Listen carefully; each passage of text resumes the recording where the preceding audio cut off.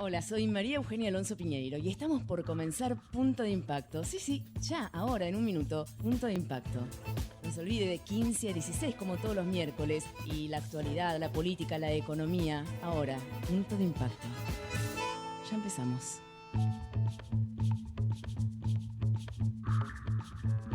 En el mundo habrá un lugar para cada despertar. Hola, ¿qué tal? ¿Cómo les va? Pero muy buenas tardes, bienvenidos a otro Punto de Impacto. Estamos acá, digamos, amenizando con Javi, el hombre de los controles, de todo tipo, hasta tiene cepo ahí en los controles de la radio. Bueno, nos reímos un poco porque hay que matizar toda esta cosa que estamos viviendo en la Argentina. La pandemia será mundial, pero nosotros tenemos la nuestra, así que es bien criolla y tenemos problemas económicos a diestra y siniestra, tenemos una situación de COVID-19 en el país diferente a 6 meses atrás, puesto que el interior está realmente complicado y en Capital y Gran Buenos Aires y la provincia estaría estabilizándose, hablo en condicional, porque bueno, a veces las cifras no llegan digamos a tiempo, entonces a veces uno habla de cifras del momento o 24 horas atrás y en realidad después nos enteramos que son un poquito más viejas, así que bueno, pero sí pareciera que está un poco más controlado. De hecho, las aperturas siguen sucediendo en Capital Federal con, por ejemplo, las famosas terrazas y patios de los bares que habían sido excluidos en su momento.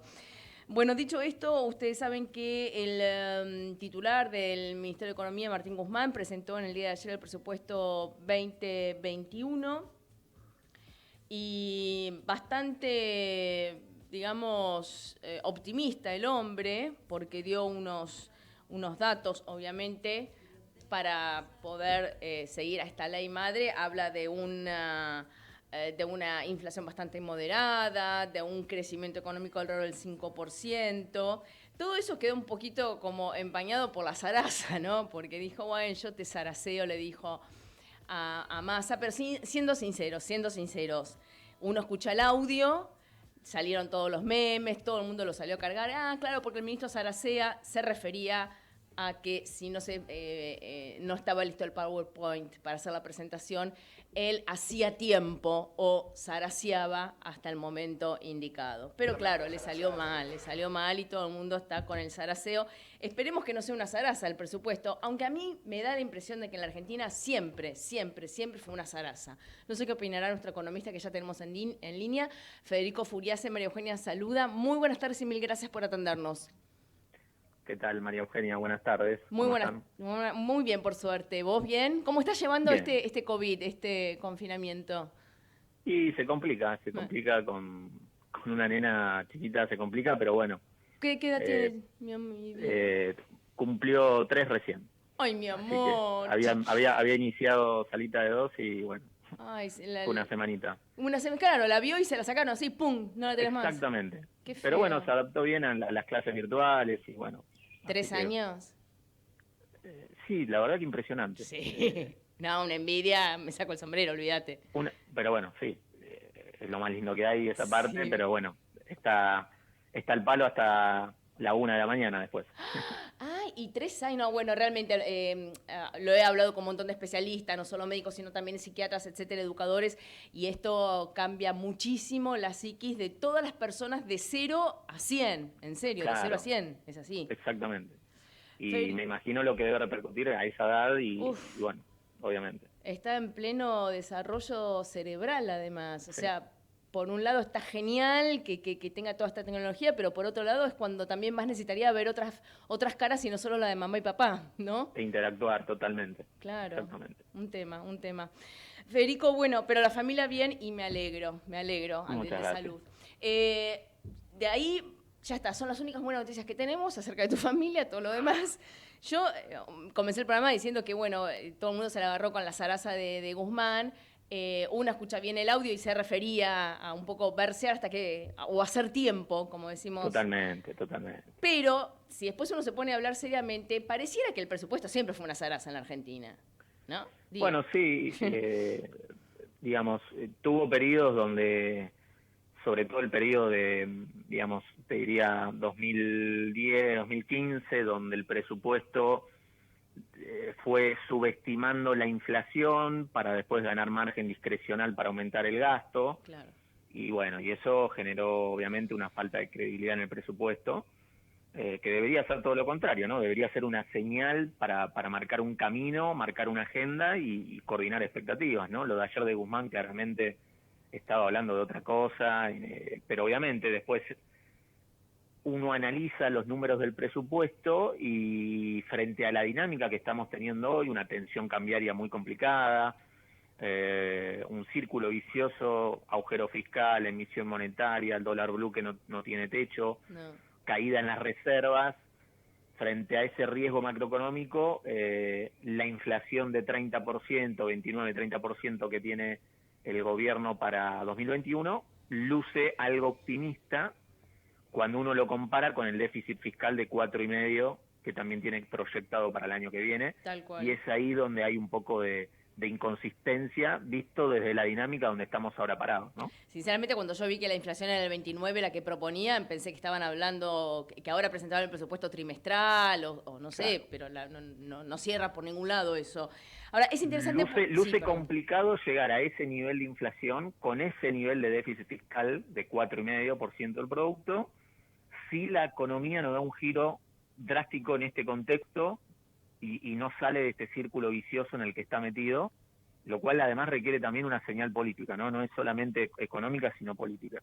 Claro, pero paralelamente se dieron a conocer en el día de ayer números oficiales de que en el segundo trimestre, también estamos hablando de un año muy difícil, pero bueno, es el año que tenemos y de este año quiere partir este presupuesto para el año que viene. Cayó un 19% el PBI, cayó la inversión un 38%, la importación cayó un 30%, la exportación también, el consumo privado, bueno, ni hablemos de hoteles y turismos, que eso cayó 73%, son divisas frescas que no entran ni entrarán por un tiempo. Ante este panorama va Guzmán y da estos números. Buah, qué sé yo.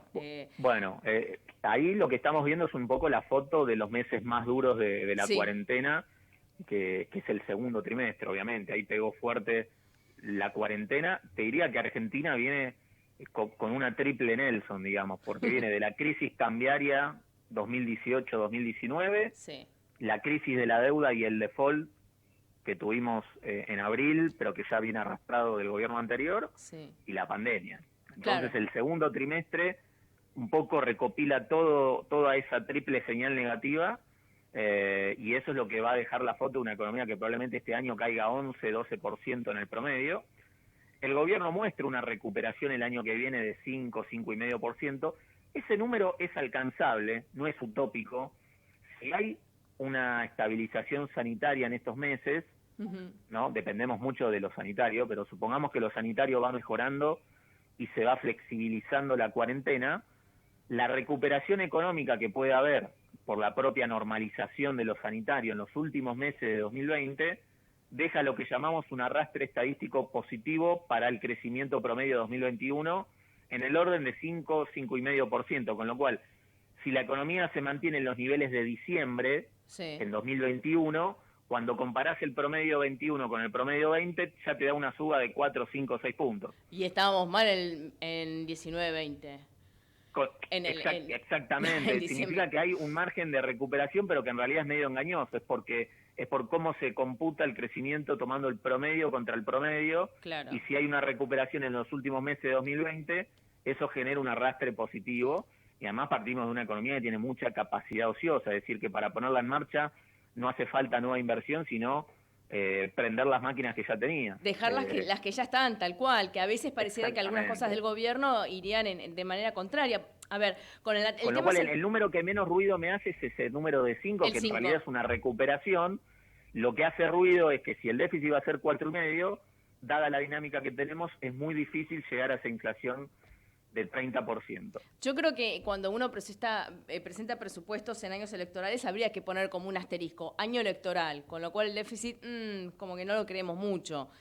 Eso es una opinión mía y es análisis más político-económico desde ya. No, claramente, tenés un punto muy importante. Por otra parte, con la estabilización que estamos viendo aparentemente de la cuestión del COVID, también de alguna manera, siguiendo a Europa, que es nuestra película del futuro, los rebrotes parecieran ser inevitables y eso hay que ver cómo lo maneja el gobierno, ¿no? Totalmente, ahí tenés que nos pegan la dos frentes para 2021 y los marcaste vos muy bien. Primero, el déficit fiscal, obviamente, el problema es que Argentina no tiene financiamiento, claro. Porque viene de un default de la deuda, a diferencia de Brasil, Chile, que pueden colocar deuda. Argentina, todo el agujero fiscal que deja la pandemia lo financia prácticamente con emisión monetaria, sí. ¿no? Con pesos. Sí, Pero el problema es que Argentina, el argentino, vos, todos los que nos escuchan, no duermen tranquilos con pesos y van a buscar dólares. Entonces ahí es el problema se recalienta el dólar y se genera una expectativa de inflación. Entonces tenés ese problema. En año electoral es muy difícil que el gobierno haga un ajuste muy brusco porque claramente quiere empujar la economía para tener un capital político. Ahora, el problema es que no hay financiamiento y si seguís de largo con el déficit, corres riesgo de generar una aceleración de la inflación que te socave el intento de recuperar la economía porque vas en contra del poder adquisitivo del salario. Fíjate la contradicción que hay entre ahí la economía y la política. Totalmente. Y la otra es que depende de lo sanitario. Exactamente. Si tenés rebrotes, si tenés que cerrar, eso te va a complicar ese número de recuperación. Y ahí sí que no lo podemos manejar. Ahí estamos librados lamentablemente a Totalmente. Ahora, qué interesante lo que estás diciendo, porque Federico, solucionamos un tema de default de deuda hace un par de meses nomás. La verdad, un éxito. Yo no quiero ser, digamos, mal hablada. La primera palabra que se me aparece es ¿para qué? O sea, ¿lo tiramos al tacho? Esa es la gran pregunta. Nos pusimos toda la guita, la verdad que fue un esfuerzo enorme para la Argentina. Parecía además un partido de fútbol, 1-0, 2-0, 3-0. Y al final, con dos... Se remontó en el último minuto, sí. Se terminó ganando. ¿Y para qué? Y bueno, ahí está el punto, ¿no? La reestructuración de la deuda te da tiempo y aire para estabilizar la economía, te daba hasta 2023, 2024 prácticamente no hay vencimientos con el sector privado en dólares, eso te da mucho tiempo y margen para ajustar la macro. El problema es que después de eso, de esa agenda que era una condición necesaria, todo lo demás que necesitabas para complementar eso no apareció, la señal fiscal que tenías que dar después de eso no convence, un déficit fiscal de 4,5 en el presupuesto, y tampoco hay una señal hacia adelante y después cómo sigue. Se inició una conversación con el fondo, pero no avanza. No. El gobierno sigue con una tasa de interés en pesos que no acompaña la devaluación o la inflación esperada, y eso, si bien es técnico, tiene que ver con por qué el exportador no tiene incentivos a exportar, cuando el dólar de la soja neto de retenciones es 55 y el dólar financiero es 140. Entonces, esas medidas económicas que necesitabas para complementar la agenda de la reestructuración de la deuda no fueron por ese lado, y la tensión cambiaria se resolvió con más cepo, más endurecimiento. Más cepo, que se suponía que en ese cepo de la semana pasada, pese a lo que quería era controlar el dólar, que no se disparara, se disparó más. Bueno, se disparó más, el dólar paralelo, ganan algo de tiempo para mantener el oficial con esta devaluación de 2,6% por mes, pero ganan tiempo ¿para qué? Y con un costo muy alto hacia adelante, con lo cual no es sostenible esta película.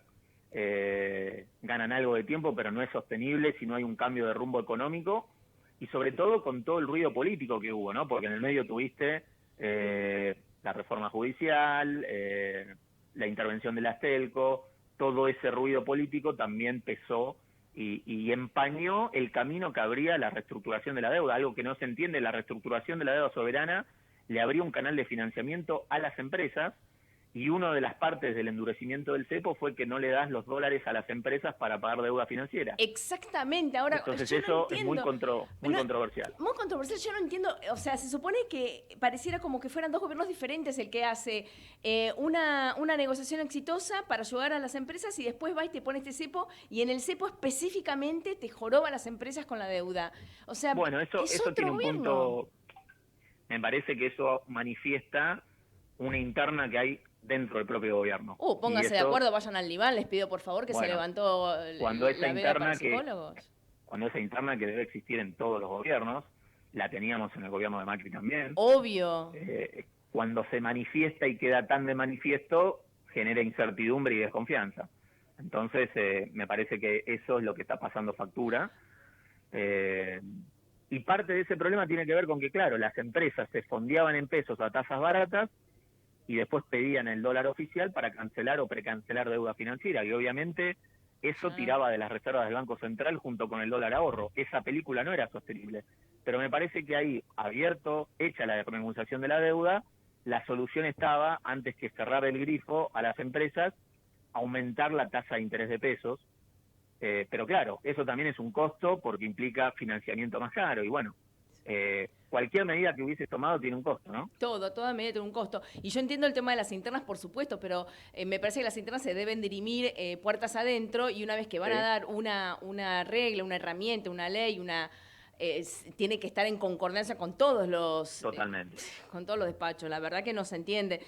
Por otra parte, lo tenemos a Felipe Solá, que es nuestro canciller, y me dio un poquito de vergüenza, confieso, cuando el otro día en una reunión virtual del G20 pidió por favor al G20 que inviertan en la Argentina para ayudar nuestra economía.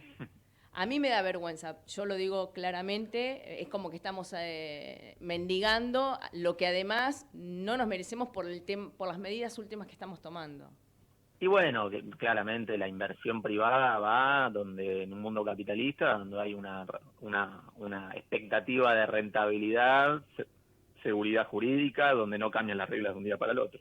Ahora, por otra parte, Federico, entiendo el tema del dólar, que para nosotros es la vida más o menos, pero la mentalidad de Argentina está puesta al dólar. No nos van a cambiar por un decreto, es así. No, al contrario. Claro.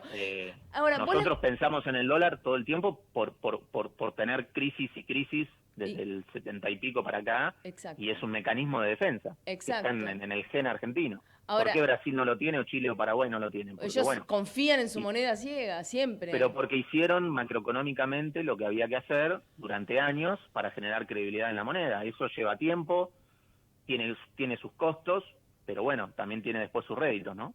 Totalmente. Ahora, yo la escuchaba hoy a María Eugenia Bielsa, que es la titular de Hábitat, que debería estar un poquito más enfocada en el tema la toma de tierras, y dijo, bueno, la verdad que no hay que pensar más en viviendas valuadas en dólares, hay que buscar otra manera. Y yo me quedo helada, por eso que decía entonces que no entiende la Argentina.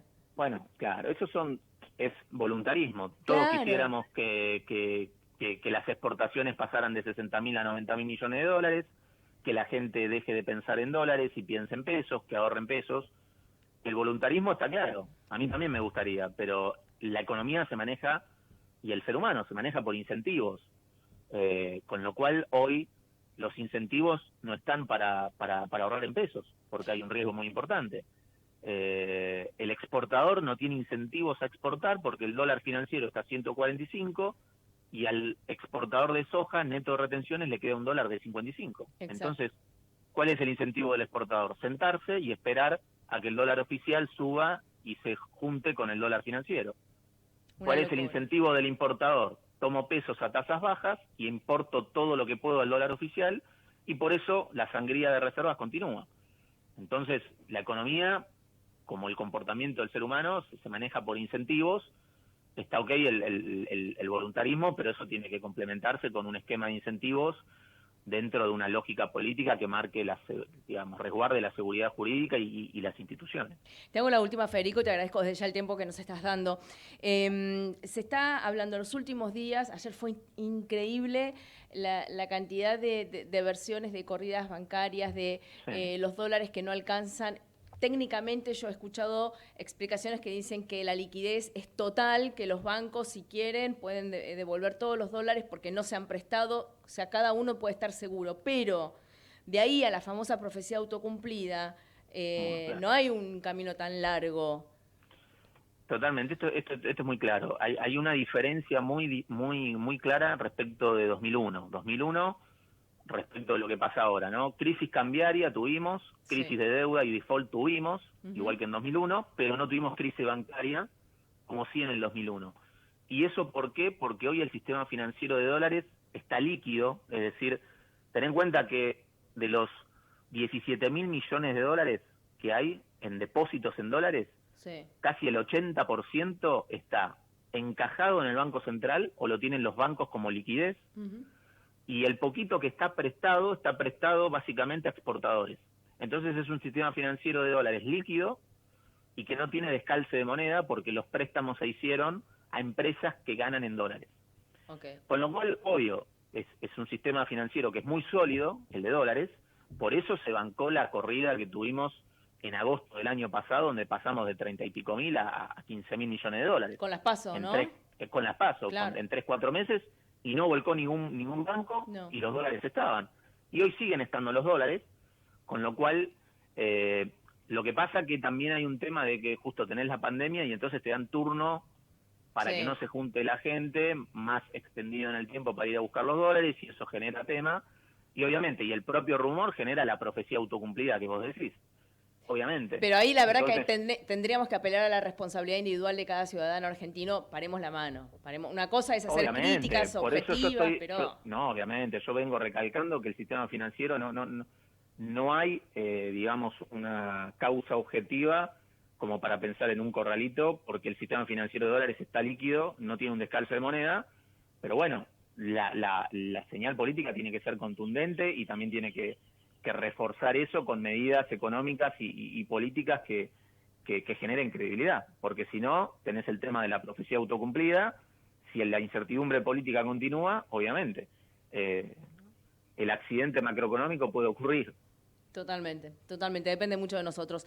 Por la tarde de hoy, Federico, te agradezco un montonazo realmente que nos hayas atendido, sos como siempre muy claro, y un beso enorme a esa belleza de 3 años que... dale un par de meses y te supera con la computadora, olvídate. Totalmente. Muchísimas gracias y bueno, a disposición. Gracias, un beso enorme. Era Federico Furiase, economista, y que nos explicaba realmente con muchísima claridad todo este tema y hay muchos funcionarios que no sé si piensan lo que dicen, o por ahí, peor, lo piensan y están convencidos, ¿no? Eso ya sería otro tipo de problema. Pero bueno, apelemos entonces a la responsabilidad individual de cada uno. Tenemos varios problemas objetivos, internos y externos. Son problemones. No agreguemos más. Paremos con estas versiones, ¿sí? Ya venimos. El nuevo programa de asistencia tributaria de ARBA brinda beneficios a empresas, pymes y comercios bonaerenses afectados por la pandemia. Incluye bonificaciones de hasta 50% en ingresos brutos, reducción de alícuotas en regímenes de retención, devolución de saldos a favor y planes de pago con facilidades. Acompañamos el esfuerzo de las y los bonaerenses. ARBA, Agencia de Recaudación de la Provincia de Buenos Aires. En Laboratorios Bagó, la investigación y el desarrollo son pilares de nuestro trabajo cotidiano. Productos innovadores y de máxima calidad son logros del presente que guían nuestro futuro. Laboratorios Bagó, ética al servicio de la salud.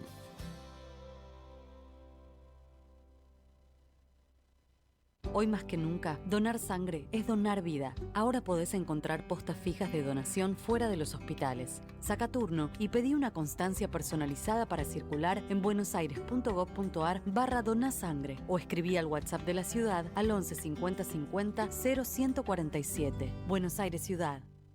Si tuviste COVID-19, podés ayudar a salvar vidas. Dona tu plasma. Legislatura de la Ciudad Autónoma de Buenos Aires.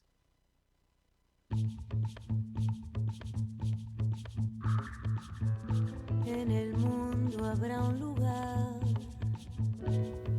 para cada... Bueno, seguimos con muchísimo más punto de impacto hasta las 16, son las 15:27. Bueno, y primero estábamos hablando con un economista, con Federico Furiase, acerca de este panorama del presupuesto presentado el día de ayer por Guzmán, los números que no están cerrando por ninguna parte, el cepo recalcitrante y reforzado de la semana pasada, y estábamos viendo números oficiales que se dieron a conocer en el día de ayer acerca de la caída, obviamente, en el segundo trimestre, que fue lo peor de la pandemia. En la Argentina cayó mucho la inversión, la importación, la exportación, el consumo privado, el consumo, todo. Yo ya le di las cifras, no lo voy a marear. Pero hay una cifra que lidera, tiene la pole position ahí, primeras, tranquila, en caída, y tiene que ver con todo lo que es el turismo, hoteles y restaurantes. En el segundo trimestre del año tuvo una baja del 73,4%.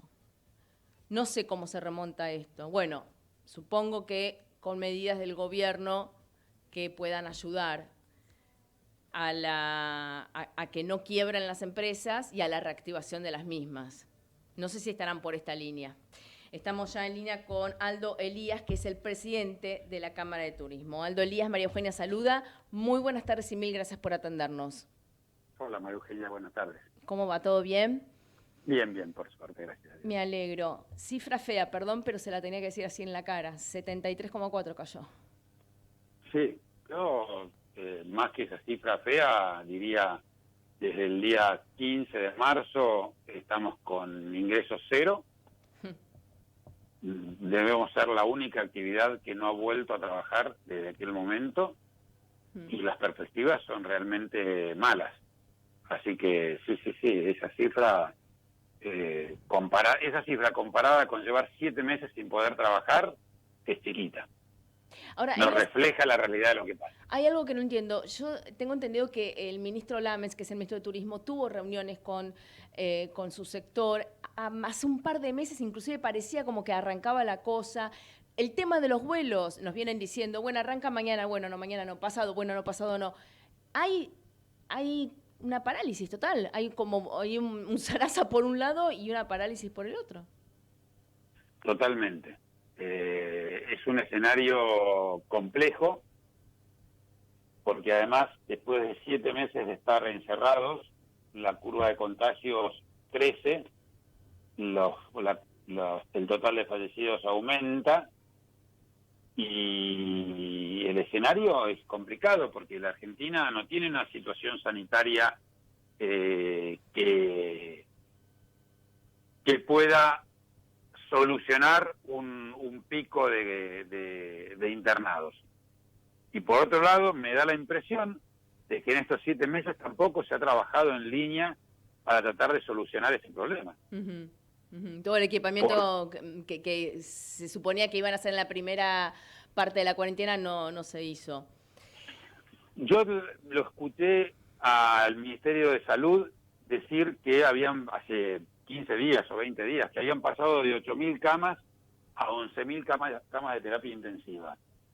Y mi primera impresión, y sin conocer en profundidad, digo, 3.000 camas en 7 meses, me sonó a poco. Me sonó a sorpresa. Digo, ¿cómo no hay hospitales modulares en la mayoría de las ciudades importantes o destinos importantes del país para solucionar esta posible saturación del sistema sanitario? Quizás lo hay, pero ya le digo, sin conocer la estructura, el Ministerio de Salud me dice que pasamos de 8.000 a 11.000 en 7 meses, y me quedo preocupado. Aldo, hace un tiempo, hace un mes más o menos, se sancionó una ley que es la Ley de Reactivación Productiva de la Actividad Turística Nacional, un poco más largo el término, pero como toda ley necesita la promulgación del Ejecutivo.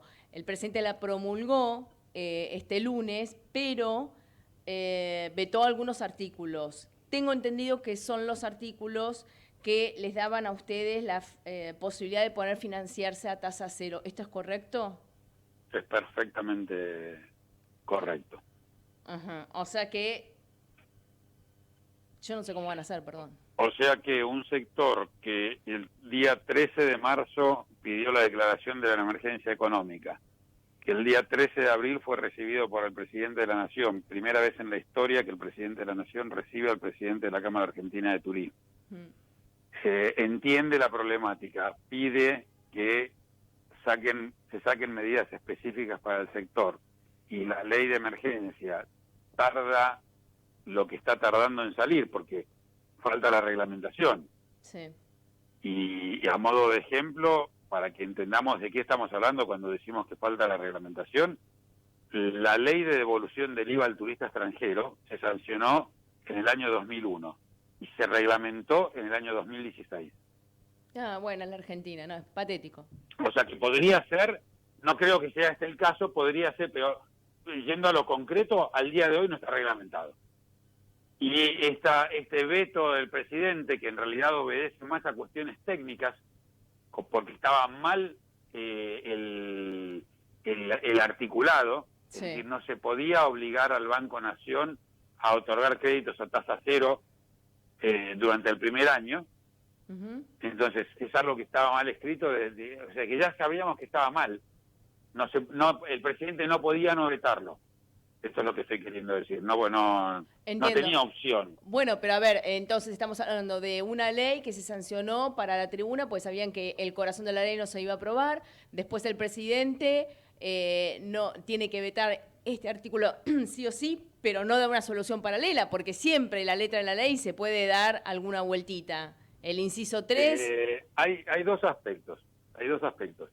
Uno, María Eugenia, es que el corazón de esta ley es el plan de incentivos, el plan de preventa, que va a permitir que el gobierno devuelva el 50% de lo gastado en turismo, sí, para otro viaje turístico. Eso le va a dar una herramienta muy fuerte de reactivación. Para el sostenimiento, porque la ley es ley de sostenimiento y reactivación, para el sostenimiento estos créditos son esenciales. Y tengo entendido que el Ministerio de Turismo y Deportes de la Nación está trabajando en una solución alternativa a esta, que esperemos que llegue en forma inmediata, para poder enfrentar este cuadro de incertidumbre total en la que está sumido el turismo. Porque venimos de atraso en atraso.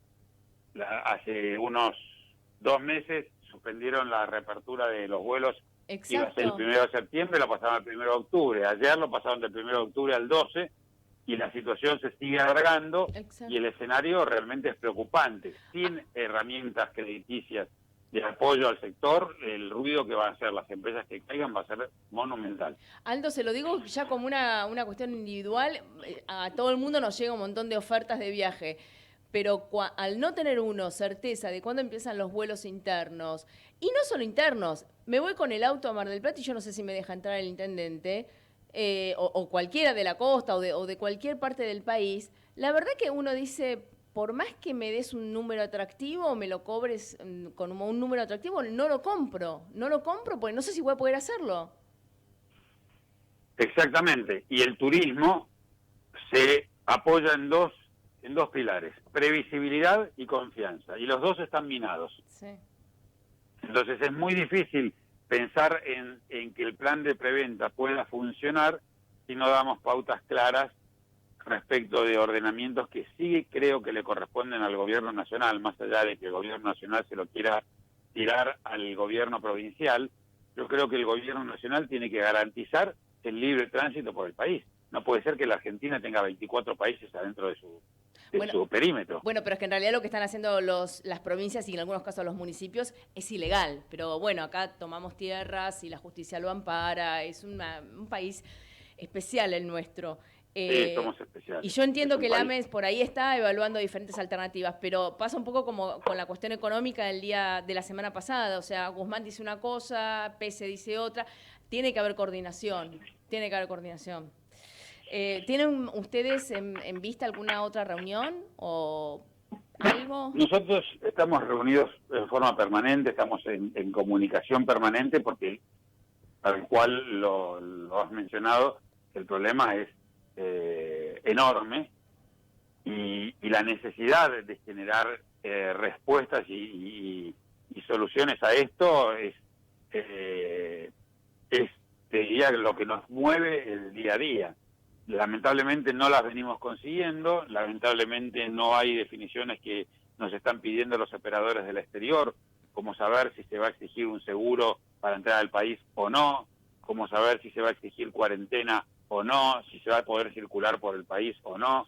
Todo esto hace que la Argentina empiece a salir del mapa del turismo y empecemos a alejarnos de todo. Ya estamos complicados con las líneas aéreas que se han retirado de la Argentina y esta incertidumbre no hace más que ponernos en un estado difícil de manejar. Claro, Aldo, es interesante, usted que está en contacto con sus pares del exterior desde ya, uno ve que mismo en Europa, por ahí hace 15 días, Francia no pedía una cuarentena y después la pedía, o sea, pero tienen en claro que las herramientas que van a utilizar, un país pide un pasaporte sanitario, otro país pide una cuarentena, depende de dónde venga. Hay algo, acá pareciera que hay anomia, que no lo han pensado todavía. Si estoy equivocada, por favor, dígamelo. No, efectivamente no hay una resolución al respecto. Quizás no sé si es que no lo piensan o no lo pueden resolver o no se animan a resolverlo. La Argentina está en una situación complicada desde el tema sanitario y aparentemente nadie quiere sentirse responsable de que se termine muriendo la gente en la calle. Nadie se quiere hacer cargo y así estamos. Nadie se quiere hacer cargo. Hay detrás de todo esto un tema complejo y lamentablemente esto impacta de lleno en una actividad como la nuestra. Aldo, yo le agradezco un montonazo que nos haya atendido. Realmente vamos a estar hablando de aquí a fin de año, porque además se viene la época más fuerte, vacaciones, las fiestas también, ¿no? ¿Cómo las vamos a vivir? Porque también tiene que ver con el turismo interno y mucho. Realmente el panorama no es muy bueno que digamos, pero si llega a haber alguna buena noticia, por favor, llámenos usted y dígala al aire.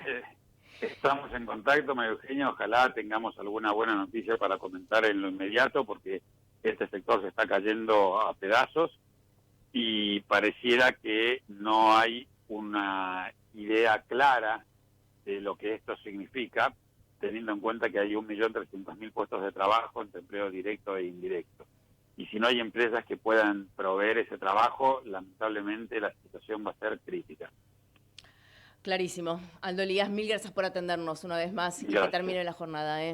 Gracias, señora. El presidente de la Cámara de Turismo, clarísimo, y lo que uno ve es esta versión, una situación delicada. En toda situación delicada, cuando se toman decisiones, hay costos altos, pero bueno, alguna hay que tomar y aguantar los costos. Me parece que eso es gobernar, me parece. Ya venimos. Ecomedios.com AM1220. Estamos con vos. Estamos en vos. Ecomedios y los números de la suerte, con los resultados de las quinielas recién sorteadas. En la ciudad, a la cabeza, 9.839. En la provincia, 5.177. En Córdoba, 3.448. En Santa Fe, 2.850. En Entre Ríos, 0.444. Pisados por Bombonería Bombonera, Corrientes 1.479. Carnes seleccionadas Benito, Tapalqué, Lisandro de la Torre, Mataderos, Mezquita Hermanos, Alcina 2501, Cristales Antiasalto, No Cocine Más, Pizzería La Posta, San Juan y La Rioja, Acertó, festéjelo con un buen vino, Vinoteca Rubí, Santiago del Estero y Poli Trigoyen. Fueron los números de la suerte por Ecomedios AM 1220, volvemos 18:30 minutos. Consejos de prevención de Acord Salud. Con el fin de cuidarnos entre todos y controlar la expansión de coronavirus COVID-19, Acord Salud te recuerda. Puede afectar a cualquier persona, principalmente a adultos mayores de 60 años y personas con afecciones preexistentes, como hipertensión arterial, diabetes, etc. Consejos de prevención de Acord Salud. Los mejores contadores para hablar del Banco Nación son los que nos cuentan sus experiencias con el banco. Soy el Francisco de Aserradero Francisco. Muchos me dicen que estoy loco por tener una pyme en el país. ¡Ponelo ahí! En todo caso, estoy loco de contento por el crédito que me dio Nación. Rápido y sin vuelta. ¡Vos sí! ¡Dale vuelta! Nacimos para apoyar a las pymes. Por eso, en estos tiempos difíciles y siempre, vas a contar con nosotros. Porque en el Banco Nación, cada argentino y cada argentina cuentan. Argentina Unida. Podés vernos en vivo en ecomedios.com. Contenidos audiovisuales. Conectate con nosotros. Twitter, @ecomedios1220.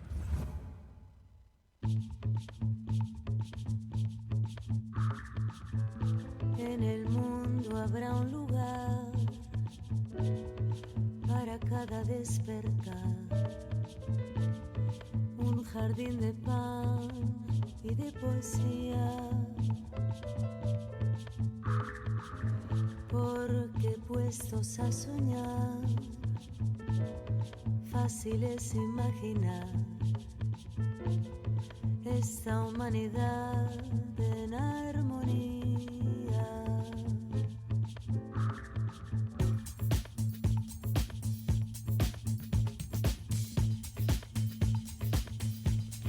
Bueno, seguimos con un clima realmente espléndido, un cielo azul y hasta las 16 con muchísimo más punto de impacto.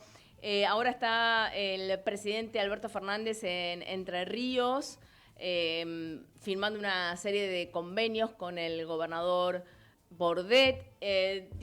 Habló de varias cosas, de coparticipación, de la desigualdad que hay en el interior del país. No sé si habrá nombrado la opulencia de la ciudad por ahí, pero también dijo que la opulencia de la capital, ¿no? ¿Dije? Sí, la opulencia de la capital, porque nos tiene como entre ceja y ceja el presidente. Aunque es porteño, recordemos. Dijo que los argentinos, acaba de decir Alberto Fernández, tenemos que acostumbrarnos a ahorrar en pesos. A ver, dennos las herramientas, dennos la confianza en nuestra moneda. ¿Y cómo no vamos a querer ahorrar en pesos? Desde ya. Si alcanzara para algo, la relación del peso con el dólar siempre fue peleada en nuestro país. Pero como hablábamos antes con Furiase, por decreto no lo hacemos. La confianza no se decreta, la confianza se crea, se genera, se gana, y no con palabras. Que venga Bielsa, la ministra de Hábitat, y me diga, no, la verdad que uno tiene que dejar de evaluar en dólares las casas. Hoy el gobierno está rematando una mansión de un narcotraficante que se murió hace 2 años, una mansión en Belgrano, la está rematando en 2.2 millones de dólares. Decídanse, muchachos, ¿pensamos en dólares o pensamos en pesos? ¿Cómo es la mano? Pues no me queda claro. Entonces es Sarasa. Y recuerdo que dije al principio de ese famoso Sarasa de ayer de Guzmán, que era hacer tiempo hasta el PowerPoint, pero es Sarasa. Claramente acá la palabra está devaluada. Yo ya no sé si la economía la palabra está devaluada. Me parece que cuando empezamos con la palabra devaluada, todo lo demás es una cascada de malas intenciones, no de malas acciones, de malas intenciones. Bueno, por ahí hoy estoy un poquito más ácida, no sé, me están diciendo, no te enojes, pero bueno, la verdad es que da bronca porque tenemos un país que resiste, pero paremos la mano porque a veces se estarían abusando de esta resistencia argentina. El presidente estuvo con Guado de Pedro, que es el ministro del Interior, y también con el ministro de Obras Públicas, Cato Podis, y bueno, hablaron de una inversión conjunta con la provincia de 600 millones de pesos al sur de la ciudad de Paraná, un montón de obras, y convenios que estuvieron firmando, y esto es en este momento. Por otra parte, en diputados se está debatiendo el tema de, recuerdan ustedes que nos sacaron una parte de coparticipación en la ciudad de Buenos Aires, que era lo que estaba destinado a el dinero para la policía de la ciudad. Bueno, eso ahora se está discutiendo en el Congreso. Tengo entendido que hubo un cruce bastante fuerte entre Parrilli, que es diputado ultra kirchnerista, y el constitucionalista Daniel Sapsay al respecto. Todo por Zoom, obvio, No se vengan, todo por Zoom. El otro día estaba viendo una sesión en Madrid, en el Parlamento español, y no había nada de Zoom, estaban todos presentes, distanciados, con barbijo, con respeto, sin pisarse, algún aplauso, no había corte de micrófonos. La verdad, y se estaban peleando, y trataban diferentes temas. Esto fue ayer en el Parlamento español. Podríamos tomar algún ejemplo exterior. Y estoy hablando de España, un país complicado. Bueno, con el COVID, ¿no? Y pasamos acá, otra vez volvemos a nuestro país, a la provincia de Salta.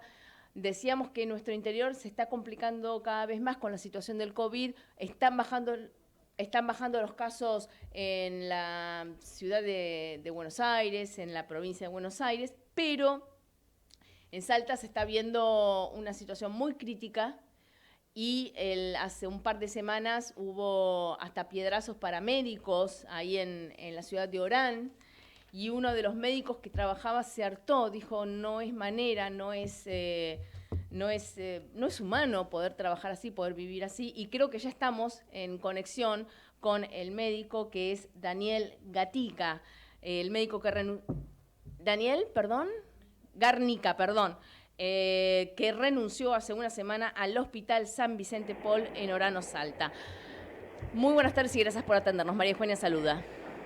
Hola, ¿qué tal, María Eugenia? Un gusto saludarte a ti, a todo tu equipo y a los audientes. Daniel Gatica es mi nombre. Daniel Gatica, perfecto, tenía bien. Bien. Daniel, a ver, hace una semana, 10 días nomás, tuviste una situación de extrema violencia en la puerta del hospital. Te apedraron porque lamentablemente te ocurrió, como le debe ocurrir a muchos médicos con cualquier situación, y mucho más en una pandemia, se te murió un paciente. O sea, lo lamentamos y es terrible, pero ocurre. Sí, así es. El hecho puntual se produjo el sábado anterior, el pasado, cuando a las 6 de la tarde yo me encontraba como médico de guardia del servicio de emergencia y salí al hall central de la guardia a darle el parte diario de la evolución de los pacientes que yo había revisado. Y bueno, mientras me encontraba dando la información, se escucha que desde el hospital le habían llamado a un grupo de familiares que se encontraban atrás, informándoles que su ser querido había fallecido. Uh-huh. Lamentablemente, esta gente descargó su ira, su impotencia y su necesidad de atención en dos individuos, dos inadaptados que comenzaron a buscar piedras, llamarnos asesinos, que dejamos morir la gente, y pudimos ver que empezaron a tirar piedras. Producto de una de ellas está ya a 20, 30 centímetros de mi cabeza, una piedra, y la otra impacta en mi pie. Y bueno, si eso no pasó a mayores, fue gracias a que intervino la gente que se encontraba ahí en el momento, evitando que se pase a mayores, ¿no? Perdón, ¿la gente y la policía? ¿No hay seguridad ahí? No, la verdad que tenemos seguridad, pero no están armados, pero en ese momento no se encontraban en la guardia. Y el tema de policía, bueno, acá yo creo que en todos los ámbitos del hospital de Orán y del departamento carece de recursos humanos, ¿no? Los policías son pocos, gendarmería son pocas, los profesionales médicos también. Y bueno, lamentablemente ese día, como yo bien lo expreso en mi carta, uh-huh, era que me sentía abandonado tanto por el sistema como por el mismo hospital. Justo Salta se encuentra en una coyuntura muy difícil en la cual renunció la ex ministra de Salud, había asumido un nuevo ministro de Salud, y el día sábado donde ocurrió el evento, pues justo renuncia la gerencia del hospital, o sea, la dirección, y asume una nueva, la cual nos conocíamos. Por ende, a mí nadie me atiende el teléfono, ni la gerencia saliente, ni la entrante, y bueno, por eso uno sentía ese sentimiento de abandono, ¿no? Ahora, ¿usted sintió ese sentimiento de abandono por este cúmulo de cosas en 24 a 48 horas y ahora quiere volver al hospital, o en realidad es una decisión meditada? Sí, eso me invitó a la reflexión, me llevó a mi renuncia, y bueno, durante la semana pasada tuve la posibilidad de recibir la llamada tanto del gobernador como del nuevo ministro, de la gerencia nueva entrante, y bueno, me invitaron a rever mi decisión y abocarme a seguir con mi formación. Yo soy residente del tercer año de medicina familiar, y bueno, a 6 meses de finalizar la residencia, porque sería también lograr un montón de cosas, pero realmente las condiciones no estaban dadas para seguir trabajando. Yo creo que yo mantuve mi decisión de renunciar al servicio de emergencia, prefiero no hacer horas extra y no ganar quizás un poco más o un sueldo digno, y estar seguro en mi casa, porque atrás de todo médico hay una persona, y sobre todo una familia. Claro. Y si esto no pasó a mayores, hoy puede haber sido una piedra, mañana será una puñalada, y en una semana una bala.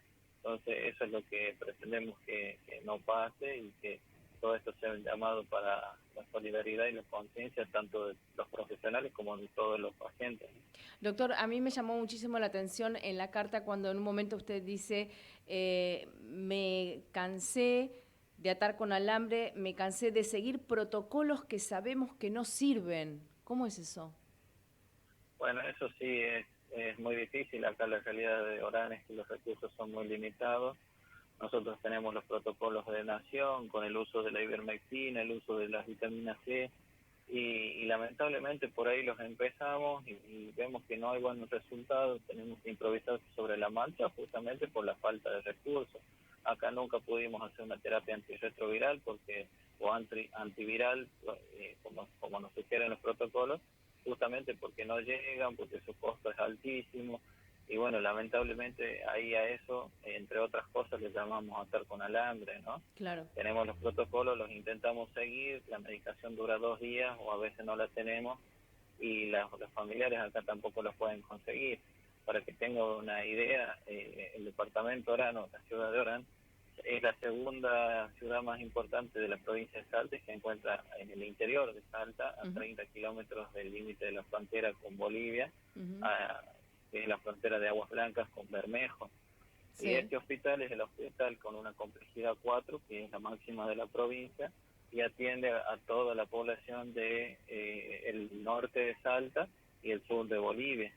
Entonces recibimos derivaciones de todos lados y son un hospital de referencia, y aún así tenemos que atar con alambre, ¿no? Discúlpeme, perdón, sí. Hay algo que por ahí yo no entendí bien. Un hospital de alta complejidad único en la zona que recibe no solo a los salteños, sino también a los bolivianos. Así es, nosotros, bueno, el hospital nuestro y la provincia cuenta con convenios para recibir por ahí derivaciones del país hermano y de la ciudad de Bermejo. Discúlpeme, con todo respeto, y no quiero hacer no quiero ser, inhumana ni mucho menos, pero eso quiere decir que por ahí hay una cama que la está utilizando un extranjero, sea de Bolivia o de donde sea, no me importa. En este caso de Bolivia por la cercanía, pero no la está utilizando un argentino y la está utilizando un extranjero por una cuestión de convenios y no estamos en una situación de pandemia. Así es, a veces puede pasar. Esto acá tenemos una idiosincrasia muy complicada. El paciente de Orán, hay muchos que tienen familiares en Bermejo, hay gente de Bermejo que vive en Orán, y bueno, esto genera que haya mucha doble nacionalidad, muchos papeles en trámite. Tenemos una realidad que nuestra frontera es muy permeable. Nuestra frontera natural es el río Bermejo, y en esta época del año particularmente se encuentra el agua bajo y el río se cruza a pie. Entonces tenemos gente que se cruza, que viene, que se hace atender en el hospital, que te dice que no tiene DNI, y bueno, nosotros hacemos humanamente lo posible y atendemos a todos por igual, ¿no? Porque para eso está el servicio de salud, pero... Yo entiendo que usted haga eso como médico y con el juramento hipocrático, pero ahí es la autoridad gubernamental, es la autoridad de la provincia y de la nación la que tiene que ordenar esa frontera. Digo, si queremos hacer una salud para los argentinos, después cómo se contabilizan los muertos, cualquier cosa, perdón. Sí, así es. Lamentablemente eso es una realidad que pasa acá en Tartagal, en el mismo Jujuy, y bueno, la nación lo sabe, ¿no? Siempre la promesa estuvo de reforzar las fronteras, de reforzar, pero bueno, acá la realidad es otra, ¿no?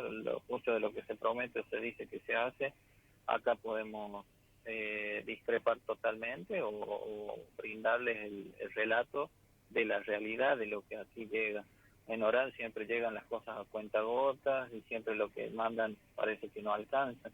Y lamentablemente tuvimos tiempo, tuvimos más de casi 6 meses para prepararnos y bueno, todos los planes de ejecución y todos los planes que se armaron para contener esto se fueron por el caño ante los crecimientos de la curva de contagios tan alta, y tuvimos una de las tasas de letalidad más altas de la provincia. De la nación, perdón. Hoy por hoy Orán tiene más de 1.100 casos, más de 110 muertos. A nivel ciudad y a departamento ya estamos hablando de otros valores, pero sin embargo esto no deja de ser una problemática que recién empieza, ¿no? Y lamentablemente cuando le pedimos a la gente que se tenía que cuidar, no lo hicieron y bueno, yo hice llorar a los muertos, pero siempre acá parece que la cuarentena nunca existió, ¿no? Solamente la pagan los platos rotos los comerciantes y la gente que sale a trabajar, pero acá en los barrios se vivía de joda, los sábados seguían con las intoxicaciones por alcohol, los heridos de arma blanca. Entonces nunca hubo una cuarentena dura y estricta que haya podido controlar estos casos, ¿no? Por eso la semana pasada, cuando el gobernador endureció la cuarentena por este rebrote que no podía controlar, los comerciantes o algunos abrieron desoyendo esta ordenanza y se rebelaron porque dicen no aguantamos más, tenemos que trabajar. Así es. Pero no son esos los que lamentablemente. contagian, sino como usted muy bien dice, los que seguían con la intoxicación de alcohol los fines de semana por salir, por estar ahí de parranda, por decir algo. Así es, sí, la verdad es muy triste. También tenemos el otro punto de vista que los comerciantes están agotados, realmente las ayudas por ahí no llegan a quienes tienen que llegar y lamentablemente se ven forzados a tener que trabajar. Claro. Que también lo pueden hacer, pero cuidándose, pero lamentablemente todavía seguimos viendo gente que sin barbijo, que usa el barbijo por solamente tapando la boca o ese tipo de cosas que a la larga sigue siendo tan mala como el no usarlo, ¿no? Claro, y algo tan simple de responsabilidad individual como usar un barbijo que no nos cuesta a nadie, no lo hacen. Eso es, no sé, instinto. O las colas en los bancos de más de 3 cuadras sin distanciamiento social, eso también. O sea, ahí estamos viendo una falta de ordenamiento por parte de las autoridades municipales y provinciales. Así es. Por último, Es la salida. Daniel, hasta la semana pasada usted estaba, tengo entendido, en el hospital tenían que decidir a quién le daba una cama, a quién no, a quién tubo de oxígeno, a quién no. ¿Están igual o peor a esta altura? Exacto, en ese momento lamentablemente teníamos que elegir a quién darle una cama con oxígeno central y a quién darle una camilla con tubo de oxígeno con semivacío en una silla o en una camilla debido a la alta demanda. Nosotros teníamos una guardia que estaba planificada para 17 camas y terminaron siendo 40, ¿no?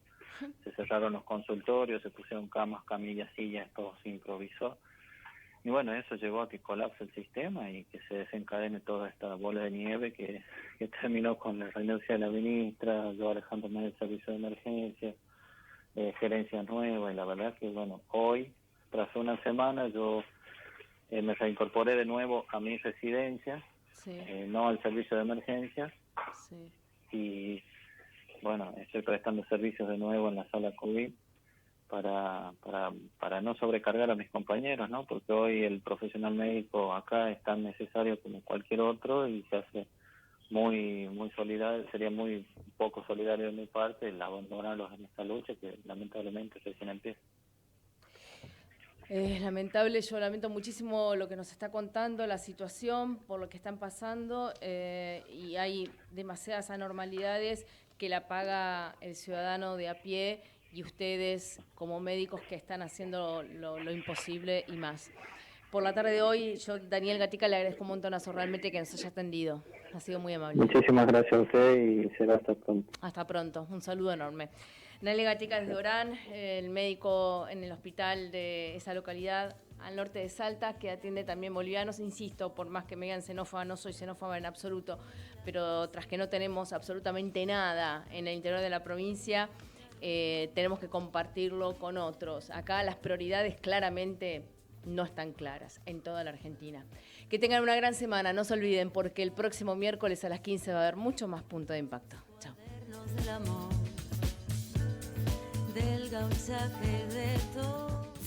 Desde Buenos Aires, transmite LRI 224, AM 1220, Ecomedios.